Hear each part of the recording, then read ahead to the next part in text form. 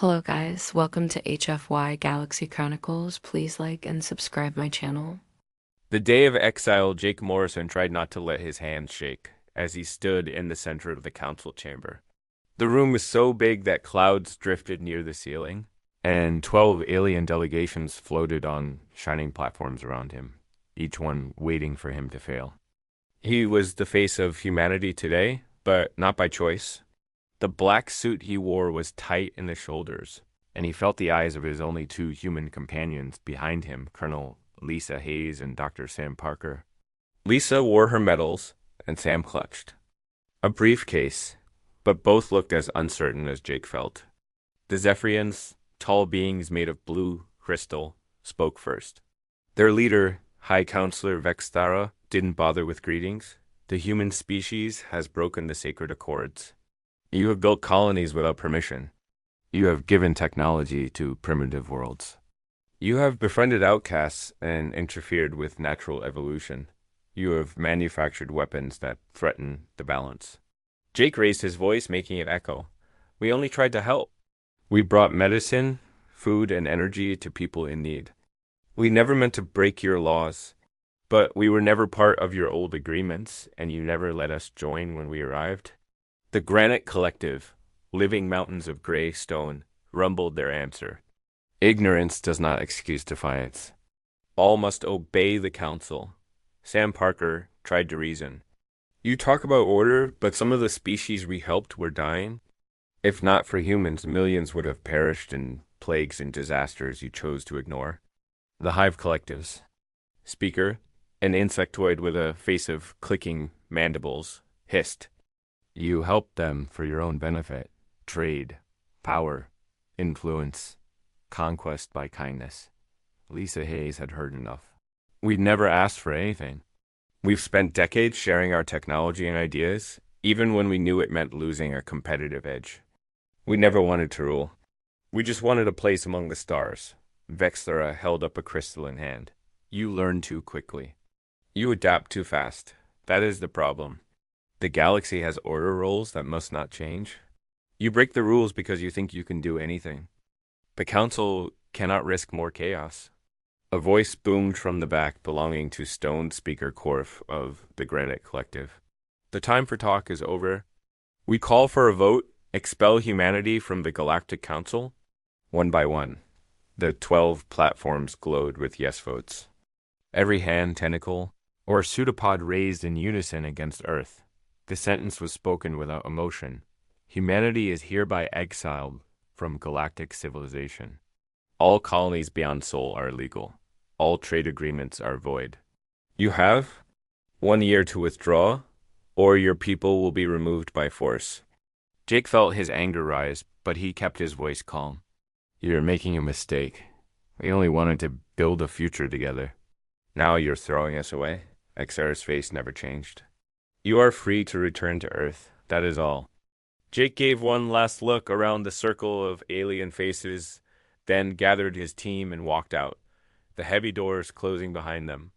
He didn't look back. Outside, security guards watched as the humans made their way to the shuttle bay. Lisa whispered, "What now?" Jake tightened his grip on his briefcase. We go home. And then we show them what humans can do when we have nothing left to lose. The exile order shattered lives across the stars. Captain Alex Turner, overseeing the evacuation of New Terra, watched as families packed into ships with only what they could carry. The planet was beautiful, full of forests and blue oceans, but it had to be abandoned.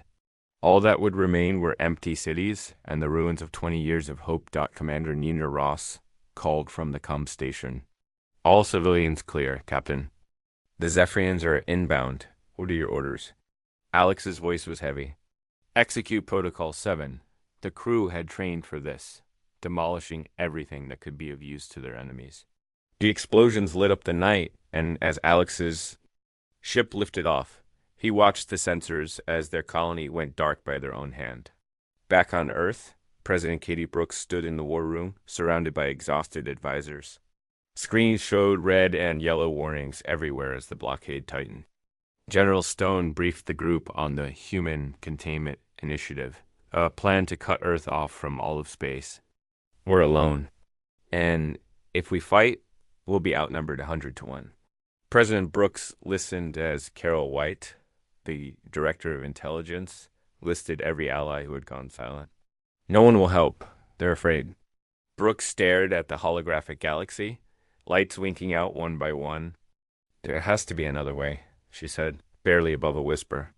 Into the Fire Earth's leaders were tired, angry, and afraid, but surrender was not an option. As millions of refugees poured in from the stars, the question wasn't if humanity would survive, but how. Council ships circled every jump point. News feeds filled with images of abandoned cities and heartbroken colonists. Some leaders argued to hide, to give up, to retreat behind their sun and hope the rest of the galaxy would forget them, but others remembered what made them human. In a quiet lab under Geneva, Dr. Maya Chen called a secret meeting with President Brooks and the highest-ranking officers.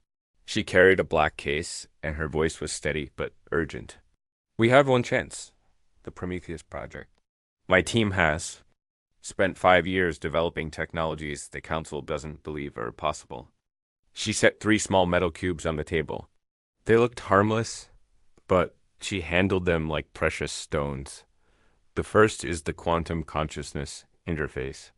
With it, a person can exist in more than one place at once, think, act, command from multiple ships.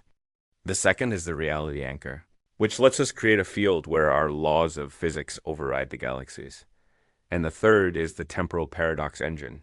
Able to tweak probability itself, we can make outcomes bend in our favor, even rewrite the past in small ways. General Stone was skeptical. You're saying we can cheat the laws of the universe?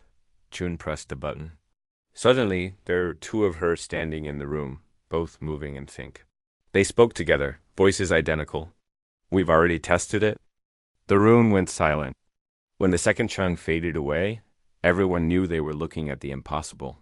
President Brooks let herself hope. How long to deploy? 6 months for a small fleet, Chun said. A year for enough to make a difference. But we need time and we need to keep the Council busy. Some minor allies took the risk. The Kaleri sent medical data in secret. The Nomad fleet relayed safe jump coordinates. The crystal miners smuggled raw materials to Earth's hidden factories. In exile, humanity found its strength. The first strike, the first attack came at the mining outpost on Sirius Beta. Council ships moved in, expecting an easy win. Instead, they found human vessels maneuvering in ways that defied every law of known science. Ships split into 2, then 3, as commanders used quantum interfaces to be everywhere at once. Council blockades crumbled as reality anchors let human vessels pass through shields as if they weren't there. All across the galaxy, stories began to spread. Refugees rescued from doomed planets, Council patrols humiliated by impossible tactics, sabotage missions that succeeded even when caught. On the Council worlds, minor species started whispering, Earth broke the rules and survived. Dr. Chun coordinated from a hidden command center, the first human leader in history to see battles unfold in real time from 5 different systems.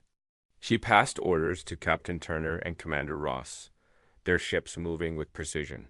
No way I could match. Alien news channels reported a wave of insubordination. Alien workers walked out of Council factories, inspired by the legend of Earth. Council leaders ordered a crackdown, but they couldn't stop the spread of hope. General Stone called it guerrilla genius. Wherever humanity retreated, new alliances sprang up. Some species risked everything to join the Open Coalition, a movement of worlds who believed the old rules needed to change. By the end of the year, the Council was desperate to stop the spread. But Earth, once outcast, was now the source of the galaxy's most dangerous idea. You don't have to obey if the rules are unjust. Empire of the unexpected, the old Council was built on order, tradition, and power hoarded by the few. Earth's new coalition was built on innovation and chaos, on the belief that anyone, anywhere, could make things better. Human and alien ships, armed with reality anchors, moved freely across the stars, outmaneuvering Council fleets at every turn. New colonies blossomed in places the Council had written off as impossible. Worlds once crushed by debt or disease found new purpose as partners in the coalition, Captain. Turner's fleet rescued a nomad world from famine using time-twisted farming, techniques that made crops grow in days instead of months. Dr. Chun's science teams shared blueprints for probability engines that let miners extract impossible resources. The Open Coalition, once a handful of desperate worlds, now spanned 50 systems and dozens of species. Council spies sent urgent reports. Their own people were defecting, driven by the lure of a life where creativity was rewarded instead of punished. The old alliances crumbled. Some council worlds begged for help in secret. Others threatened war, but couldn't risk losing even more citizens to the coalition. Earth scientists, engineers, and dreamers kept pushing the boundaries. They welcomed every voice, every new idea. Instead of hierarchy, the coalition chose unity. Instead of fear, they chose hope. Rewriting the rules of the galaxy. The Council launched one last attack. A massive armada aimed at crushing the Open Coalition. They targeted Haven, a human alien world famous for its defiance. The battle was fought without bloodshed. Coalition ships, commanded by quantum minds, danced around the Council fleet. Temporal engines made every lucky break go humanity's way. The final blow was a simple transmission. Lay down your arms. Join us. There's a better way. Council soldiers, exhausted and uncertain, surrendered. Many asked to stay. Jake Morrison. Now the coalition's voice stood on the rebuilt haven and spoke to a crowd of billions humans. Zephyrians, Granite Collective refugees, nomads, and new species Earth had never seen. We were thrown out because we wanted to change things. They called us dangerous. Maybe they were right. But sometimes danger is just another word for hope. Dr. Chun shared her vision. The rules of the galaxy were written in fear. Now, we write them with courage and curiosity. Every species, every world gets a voice. The old council, shattered and leaderless, finally reached out. Their worlds were full of protests and longing for change. A delegation arrived, humble, seeking guidance. Jake welcomed them, not as rulers, but as partners. The story ended not with victory or revenge, but with something new. A galaxy where no one was bound by the past. Earth, once outcast, had forged a future for all, and as the stars turned, the story of humanity's exile became the tale of how the galaxy learned to dream again.